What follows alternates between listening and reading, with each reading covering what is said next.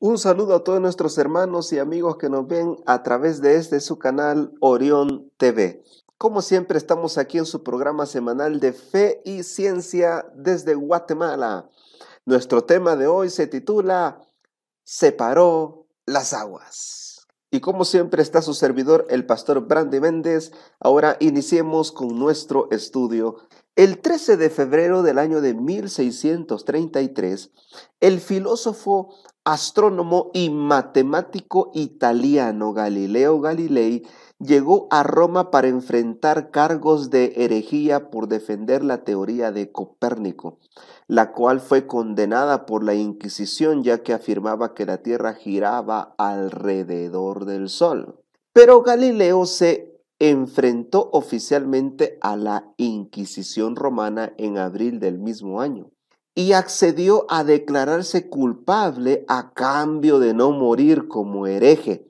Esto por la presión sufrida por parte del sector más ilustrado de la Iglesia romana, los jesuitas, quienes obligaron a Galileo a retractarse de todos sus descubrimientos y a proclamar que la verdadera y única teoría válida era la geocéntrica, o sea, un planeta estático e inamovible.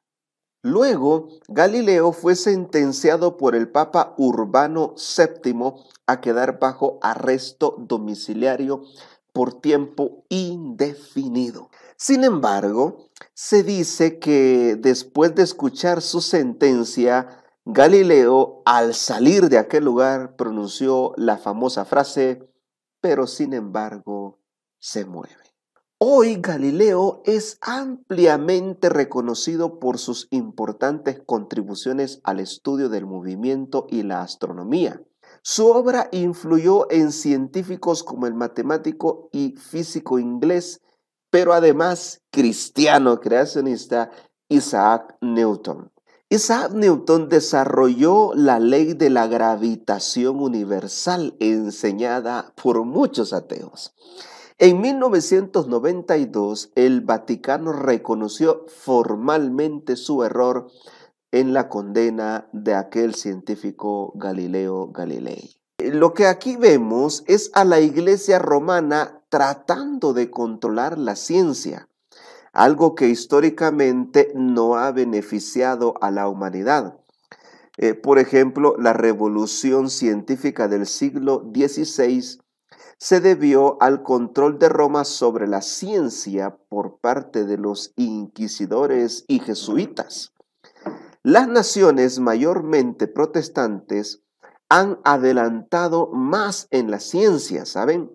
Muchos científicos famosos han sido cristianos protestantes, como por ejemplo Bacon, que trajo el método científico, Kepler, que habló de la luz y movimientos planetarios, Boyle, que trajo su famosa ley, la ley de Boyle, e Isaac Newton, que trajo la ley de la gravitación universal.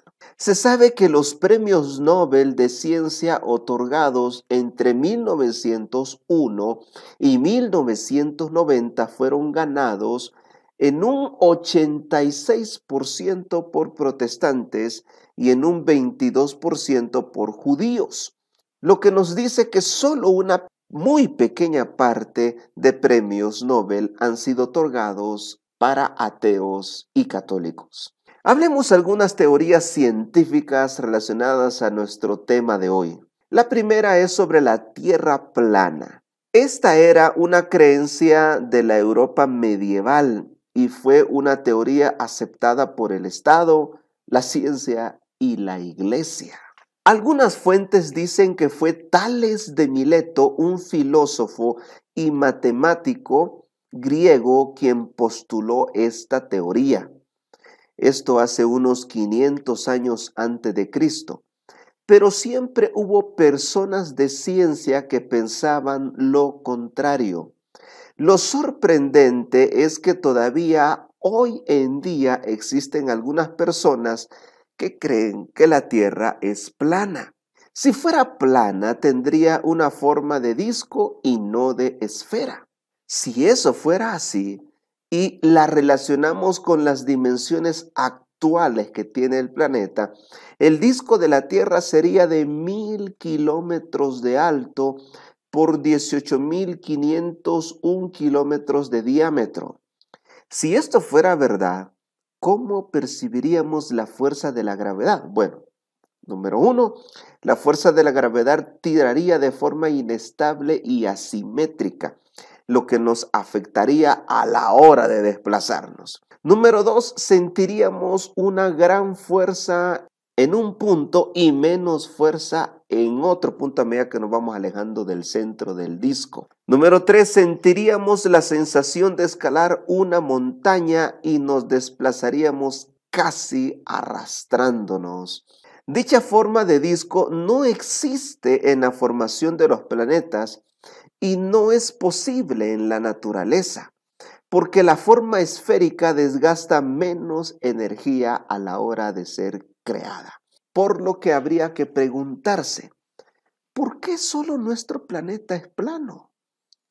Y los demás miles de millones de soles, estrellas y planetas son esféricos. Entonces, hablemos de la redondez de la Tierra. Se ha dicho que fue Pitágoras en el año 600 a.C. quien decía que la Tierra era redonda, o mejor dicho, esférica, pero achatada en sus polos. Dicho técnicamente, nuestro planeta es un esferoide oblato, pero la vemos redonda o se ve redonda desde el espacio por su gran tamaño.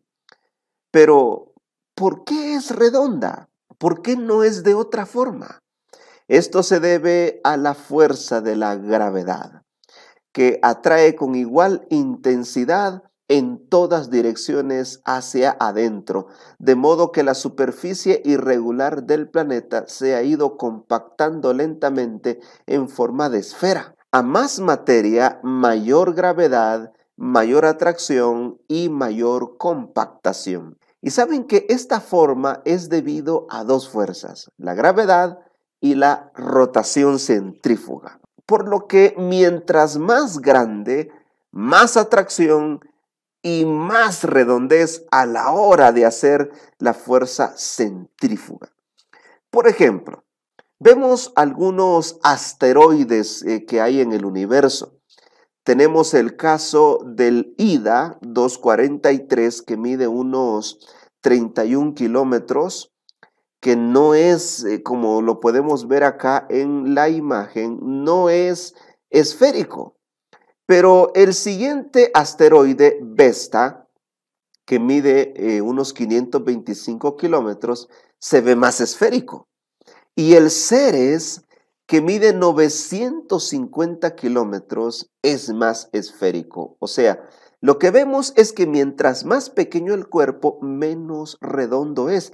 Y mientras más grande, más esférico es. Hablemos ahora acerca del agua. ¿Cómo vino el agua a la Tierra? Algunos científicos consideran que durante el proceso de formación del planeta se produjeron algunas colisiones con la Tierra de objetos provenientes de otras regiones externas al sistema solar.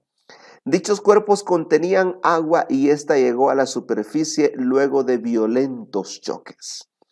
Sin embargo, otros expertos sugieren que cualquier acumulación de agua que se hubiera formado en este periodo debió haberse evaporado rápidamente debido al fuerte calor del joven sol que tenía nuestra galaxia en ese entonces. Otra teoría que se ha manejado es la idea de que el agua de la Tierra proviene de los cometas que han chocado con ella a lo largo de millones y millones de años.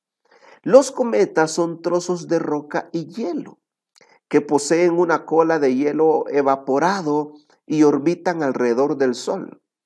El problema con esta teoría es que los isótopos de hidrógeno que componen el H2O del hielo de los cometas son más pesados que los de nuestro planeta. Por lo tanto, estos cometas no pudieron haber traído el agua a la Tierra. Y una última teoría que incluso se acerca un poco al modelo bíblico, dice que la Tierra se originó porque el planeta tenía una atmósfera de hidrógeno muy gruesa, la cual llenó nuestro planeta de agua. Esta teoría es propuesta por científicos japoneses quienes han sugerido la posibilidad de que el maravilloso líquido haya crecido solito de la Tierra. La idea no es defendida por otros científicos que consideran que no hay suficiente evidencia de la existencia de grandes cantidades de hidrógeno libre en la atmósfera en aquel momento. El punto es que los científicos no saben cómo vino el agua a la Tierra y tampoco saben cómo crear agua. Vean que la fórmula del agua es bien sencilla. H2O. Pero hasta el día de hoy no podemos crear agua nosotros de la nada. Veamos nuestro texto de estudio para el tema de hoy. Génesis 1, 6 al 8 dice: Luego dijo Dios, haya un firmamento en medio de las aguas para que separe las aguas de las aguas. E hizo Dios un firmamento que separó las aguas que estaban debajo del firmamento de las aguas que estaban sobre el firmamento. Y fue así. Al firmamento llamó Dios cielos, y fue la tarde y la mañana el segundo día. Bueno, comentemos algunas palabras claves de este texto que leímos. La primera palabra a comentar es la palabra expansión o firmamento. La obra del segundo día de la creación consistió en la creación del firmamento, o sea, atmósfera, hidrógeno, oxígeno y por consiguiente agua o H2O. La gran masa de agua primitiva fue dividida en dos cuerpos separados, como nos dice el texto. Las aguas que estaban sobre la expansión y las aguas que estaban debajo de la expansión. Las aguas que estaban sobre la expansión son consideradas generalmente como vapor de agua por los comentadores bíblicos. Y nos dicen que las condiciones climáticas de la Tierra originalmente eran perfectas y muy diferentes a las que existen hoy. Se cree que esas aguas que cubrían la Tierra fueron arrojadas sobre el planeta cuando ocurrió el diluvio universal. Hay exploraciones llevadas a cabo en las zonas polares que prueban que hubo exuberantes selvas tropicales en sus suelos que ahora están cubiertos de hielo. En la tierra edénica se desconocían los extremos de frío y calor que hacen ahora desagradable la vida en la mayoría de las regiones del mundo y virtualmente imposible de vivir en ellas en otras. Veamos otra palabra clave, la palabra llamó Dios a la expansión cielos. El producto del poder creador de Dios en el segundo día de la semana de la creación recibió un nombre, cielos, así como lo había recibido la luz en el primer día. En el hebreo, tanto como en las traducciones modernas, la palabra cielos es el nombre que se le da a la morada de Dios y también al firmamento. Pero en este versículo, cielos se refiere a los cielos atmosféricos que aparecen ante el ojo humano como un palio o envoltura que cubre como una bóveda nuestra tierra. Ninguna vida es posible sin aire. Entonces, plantas y animales lo necesitan, al igual que nosotros. Entonces, sin atmósfera, nuestra tierra estaría muerta como la luna, que no tiene atmósfera ni aire, quizás ni agua, y es extremadamente caliente en aquella parte expuesta al sol y extremadamente fría en la otra cara que no mira al sol. En ninguna parte se hallaría brote de vida vegetal y no podría existir ningún ser vivo durante ningún tiempo. Por esa razón, pregunto, ¿estamos agradecidos por esta atmósfera que Dios nos proveyó? ¿O creen que esta atmósfera se formó de manera casual, por casualidad, por el azar de la suerte? Veamos algunas teorías cristianas científicas. La primera de ellas es sobre la redondez de la Tierra. Para determinar la redondez de la Tierra, se hace la prueba de Eratóstenes. ¿Qué hizo Eratóstenes para definir la redondez de la Tierra? Pues él tomó dos obeliscos, uno que estaba en Saín y otro en Alejandría, a 800 kilómetros de distancia uno del otro. Y lo que hizo fue medir su sombra en el mismo momento que les dio la sombra a ambos. Si la Tierra fuera plana, ninguno de los dos obeliscos hubiera dado sombra. Pero Eratóstenes se dio cuenta que el obelisco de Saín no dio sombra, pero al mismo tiempo el obelisco de Alejandría sí daba sombra. Esto solo sería posible si la Tierra fuera redonda y no plana, como se creía.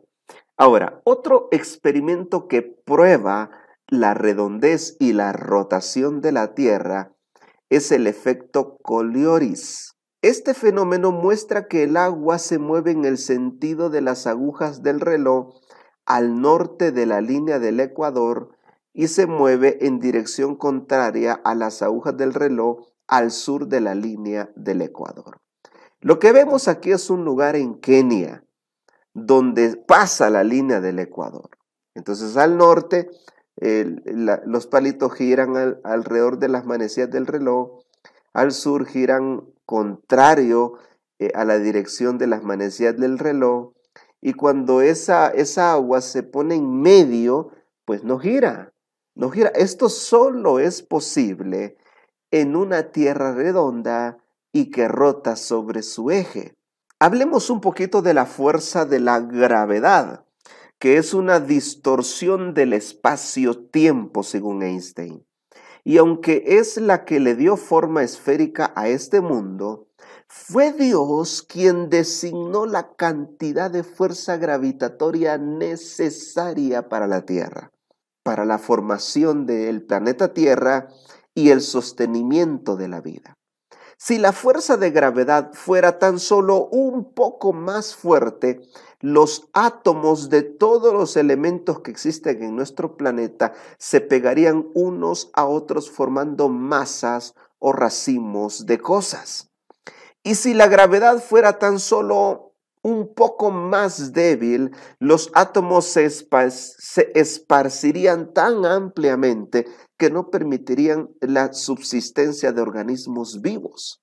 Saben que se ha calculado que tenemos una capa gruesa de atmósfera de unos 10 a 12.000 metros. La atmósfera es una serie de capas de gases comprimidos. Como en el primer día, Dios creó los elementos y de estos el primero que está en la tabla periódica es el hidrógeno. Da la casualidad que el hidrógeno es uno de los elementos más abundantes en la Tierra. Ahora, ¿cómo es que se formó con exactitud química y por casualidad el agua? Porque si se varía por un poco la composición de los elementos, ya no tendríamos agua. Por ejemplo, el H2O2 sería agua oxigenada. Y si el mundo se llenara de CO2, nadie podría respirar. Por eso es que cuando el CO2 sube a la atmósfera, al bajar es filtrado por las plantas quienes lo convierten en O2, lo que es oxígeno. Las capas de la atmósfera compuestas por nitrógeno, argón, carbono, oxígeno, neón, helio, metano y otros gases, todos ellos están puestos de manera exacta según la medida adecuada para proteger la Tierra. Dios creó los elementos y luego en el segundo día los separa y acomoda según su omnisapiencia para formar la atmósfera y el agua. Pero ¿de dónde vino el agua de los océanos?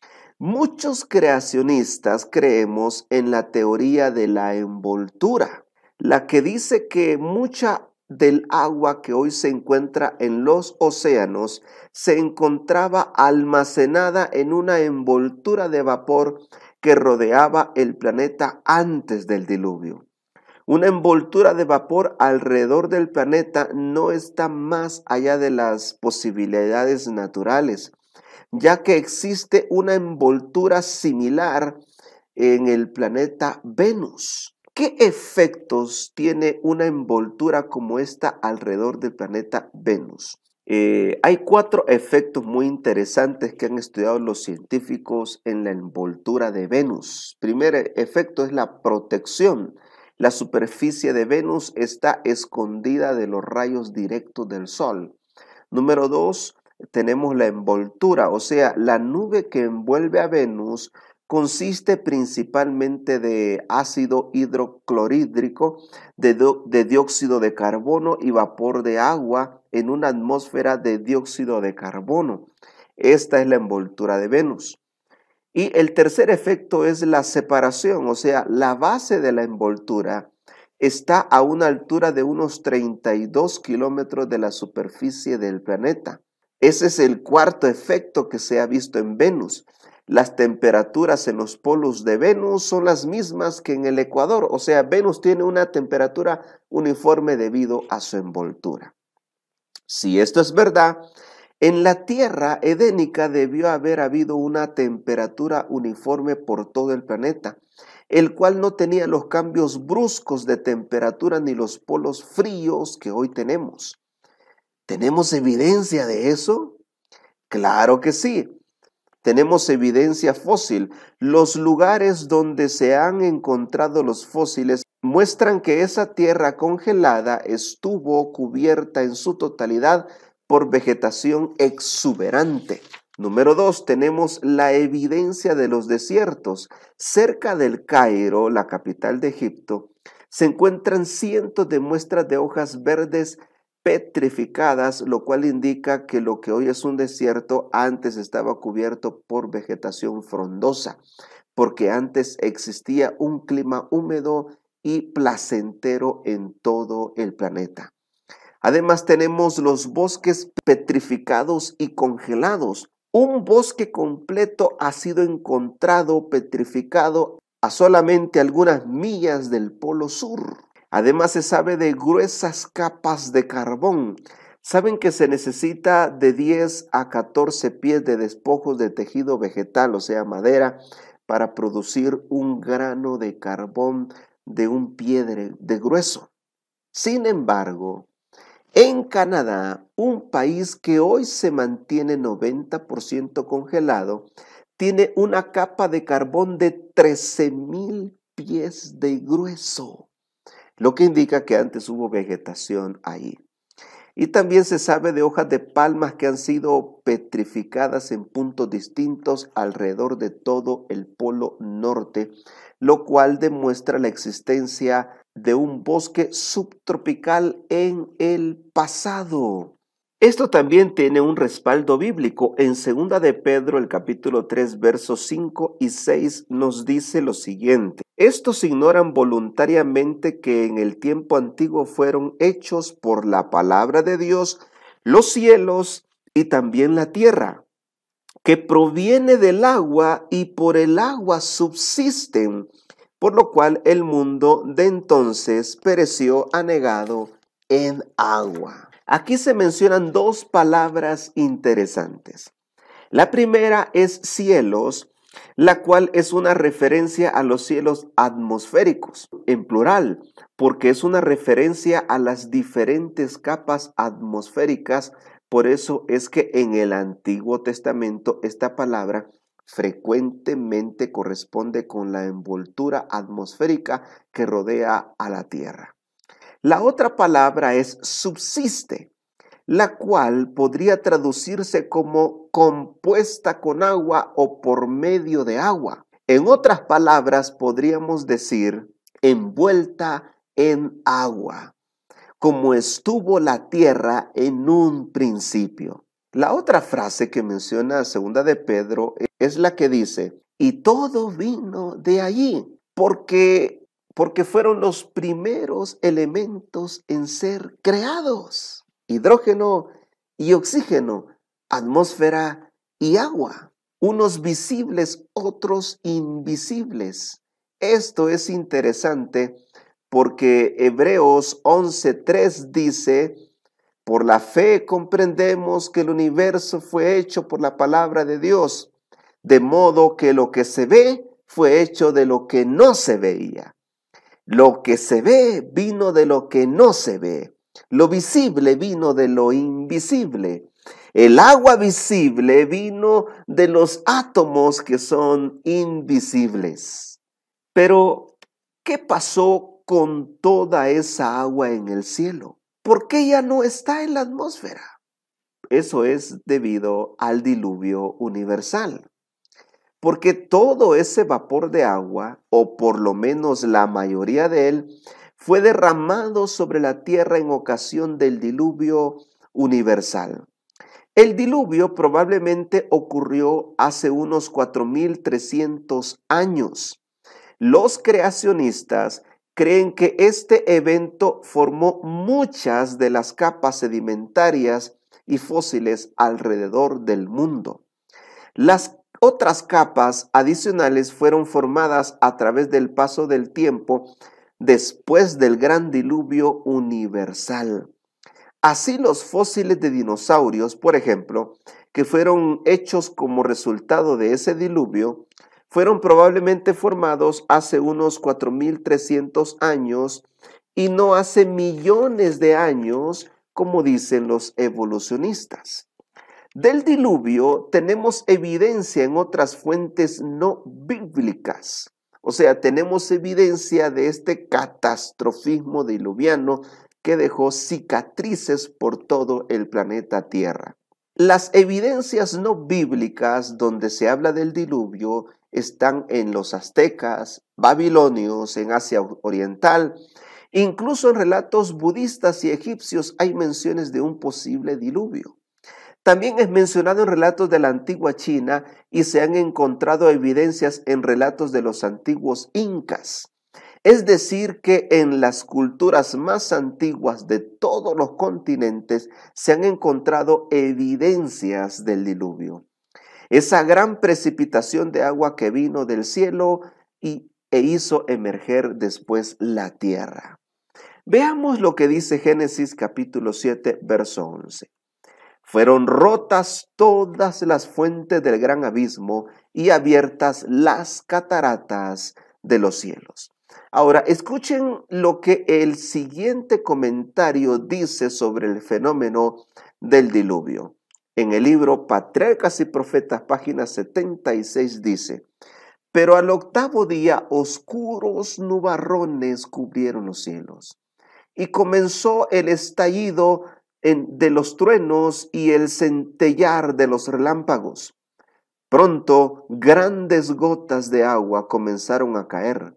Nunca había presenciado el mundo cosa semejante. El agua se veía caer de las nubes cual enormes cataratas. Torrentes de aguas brotaban de la tierra con fuerza indescriptible, empujando al aire a decenas de metros macizas rocas que al caer se sepultaban profundamente en el suelo. Es por este diluvio que arcilla, cal y conchas que Dios había esparcido en el fondo de los mares fueron elevados y arrojados de acá para allá. Y estas son partes de los fósiles encontrados por los geólogos, paleontólogos, y que muchos de ellos niegan que estos fueron esparcidos por un catastrofismo diluviano no hace mucho tiempo. Y en esta última cita, Elena de White nos dice lo siguiente: toda la superficie de la tierra sufrió cambios a causa del diluvio. Una tercera y terrible maldición pesaba sobre ella como consecuencia del pecado. A medida que las aguas comenzaron a bajar, las lomas y las montañas quedaron rodeadas por un vasto y turbio mar. Por todo lugar yacían cadáveres de hombres y animales. El Señor no iba a permitir que permanecieran ahí para infectar el aire por su descomposición y por lo tanto hizo de la tierra un vasto cementerio. Un viento violento enviado para secar las aguas las agitó con gran fuerza, de modo que en algunos casos derribaron las cumbres de las montañas y amontonaron árboles, rocas y tierra sobre los cadáveres. De la misma manera, la plata y el oro, las maderas escogidas y las piedras preciosas que habían enriquecido y adornado el mundo antediluviano y que la gente idolatrara, fueron ocultados de los ojos de los hombres. La violenta acción de las aguas amontonó tierra y roca sobre estos tesoros, y en algunos casos se formaron montañas sobre ellos. Aquí vemos parte del catastrofismo diluviano, o mejor dicho, postdiluviano, y de la formación de los fósiles. En conclusión, Dios, al experimentar con los elementos, partículas subatómicas y moléculas, no está probando, sino creando. Es interesante la propiedad solvente del agua y su capacidad de combinarse con otras sustancias. Es decir, el agua es un invento divino. La tierra es redonda, porque Dios permitió que tomara esa forma al poner sobre esta la fuerza gravitatoria necesaria. Y es redonda porque es la mejor forma para disfrutar de esta fuerza y de mantener a un planeta con vida. El agua que tiene la Tierra, mucha de ella estaba en la capa atmosférica, pero cayó sobre este mundo en ocasión del diluvio universal y ha estado en la Tierra desde entonces hasta hoy. Hablemos brevemente de algunas aplicaciones para nuestras vidas de este tema que hemos estudiado. La primera aplicación es la siguiente: el agua de la vida eterna. Así como el agua es esencial para la vida física, asimismo necesitamos del agua espiritual para nuestra subsistencia y derecho a la vida eterna. Por eso el nacimiento en agua precede al nacimiento en el espíritu. Hay que nacer del agua y del espíritu para poder heredar el reino de los cielos. Otra aplicación: la invisible influencia de la persona del Espíritu Santo. Todo lo que vemos vino de lo que no vemos, así como toda obra buena viene por la invisible influencia del Espíritu Santo. Ábrele tu corazón a Él para que Él te guíe. Y la tercera aplicación es sobre la purificación de la tierra, que ya fue con agua y será un día con fuego. Pues así como purificó Dios este mundo con agua, lo hará muy pronto con fuego. Por eso, entreguemos nuestra vida a Cristo, porque antes de juzgarnos desea salvarnos. Terminemos entonces con esta invitación. San Juan 3:5, respondiendo Jesús, que el que no nace del agua y del Espíritu no puede entrar en el reino de Dios. Hay que nacer del agua y del Espíritu. Hay que ser bautizados y hay que ser transformados por la obra del Espíritu Santo. San Juan 7:38 dice: el que cree en mí, como dice la Escritura, de su interior brotarán ríos de agua viva, que bendecirán a aquellos que lo necesitan. O sea, serás bendición si te dejas usar por el Espíritu Santo. Terminemos con una oración. Gracias, Jesús, por habernos permitido estudiar el segundo día de la creación. Gracias, querido Jesús, porque nos has dado la bendición del agua, no solo del agua física, sino también del agua espiritual. Permítenos beber de ella diariamente a través del estudio de tu palabra. Bendice a cada una de las personas que nos escuchan. Lo pedimos en el nombre de Jesús. Amén.